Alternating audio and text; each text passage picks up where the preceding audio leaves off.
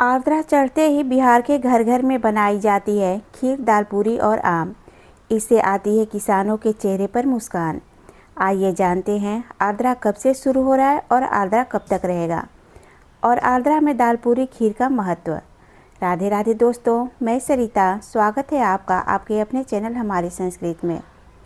आर्द्रा नक्षत्र आते ही हर घर में खीर, दाल, पूरी बनाया और खाया जाता है। इस दौरान लोग बड़े ही चाव से मिष्ठान भोजन का सेवन करते हैं। लोग ऋतु फल, आम और जामुन के साथ आर्द्रा नक्षत्र का स्वागत करते हैं।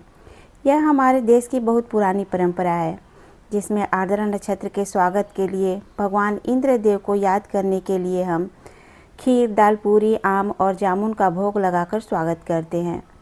आर्द्रा नक्षत्र से ही कृषि कार्य शुरू होता है।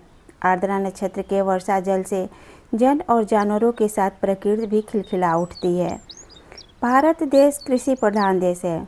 इस देश के अधिकांश क्षेत्रों में कृषि कार्य का शुभारंभ आर्द्रा नक्षत्र से प्रारंभ होता है।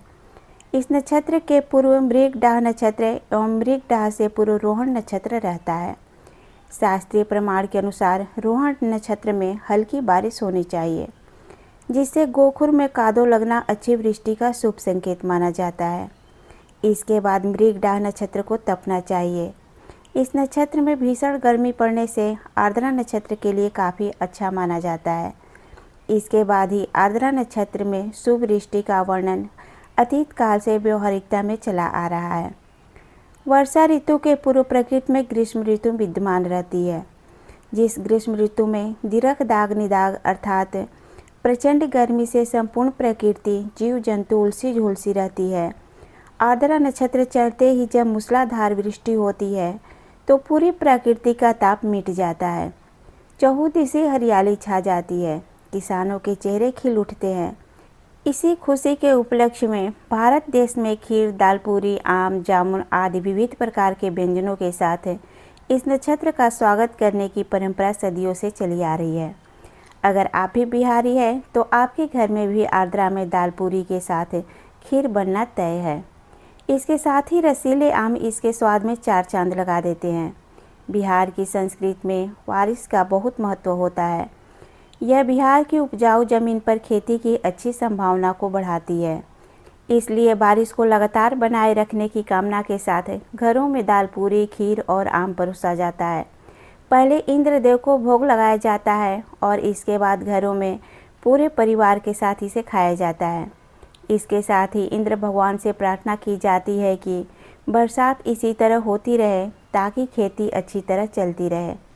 इस नक्षत्र के विषय में एक खास लोकोक्ति भी है। आवत आदर ना दियो, जात दियो न हस्त, इतने में दोनों गए पाहुन और गृहस्थ। इस लोकोक्ति के अनुसार लेखक ये बताना चाहते हैं कि आर्द्रा नक्षत्र आते ही और हथिया नक्षत्र के जाते जाते समय वर्षा नहीं हुई, उसी प्रकार किसी अतिथि के आने समय उनका आदर के साथ स्वागत ना किया, जाते समय विनम्रता से न विदा किया, तो समझ जाइए कि किसान की मुस्कान और अतिथि आपके हाथ से दोनों गए। मतलब किसान को इस वर्ष कृषि का लाभ नहीं मिलेगा, आपके अतिथि भी आपके पास वापस नहीं आएंगे। तो आइए जानते हैं साल 2026 में आर्द्रा कब से शुरू हो रहा है और कब तक रहेगा। इस साल 2026 में सूर्यदेव 22 जून 2026 को आर्द्रा नक्षत्र में प्रवेश लेंगे और 6 जुलाई 2026 को सूर्यदेव इस नक्षत्र से निकलकर पुनर्वसु नक्षत्र में प्रवेश करेंगे। इसके साथ ही आर्द्रा की अवधि समाप्त हो जाएगी। उम्मीद है आपको जानकारी अच्छी लगी होगी। जानकारी पसंद आई हो तो वीडियो को लाइक, शेयर और चैनल को सब्सक्राइब कर दें। राधे राधे।